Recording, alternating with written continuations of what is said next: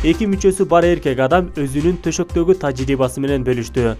Эки жыныс мүчөсү бар адам өзүн өзгөчө инсандардын катарына кошпойт жана өзүн өзгөчө деп эсептебейт. Ал ушул өмүрүнө ыраазы деп билдирет Лента.ру агенттиги. Өзүнүн сырын ачыкка чыгаргысы келбеген эркек адам өзүнүн жашоосу жөнүндө айтып берген.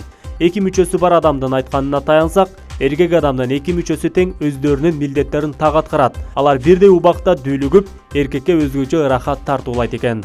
Жада калса аялдар менен болгондо да өзгөчө төшөктө мыкты экендигин айтып берген.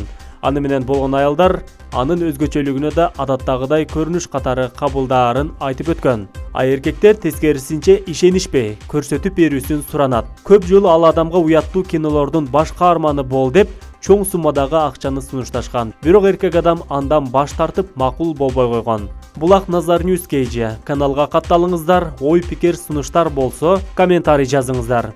Жаңылыктардын соңунда бир суроо бере кетейин.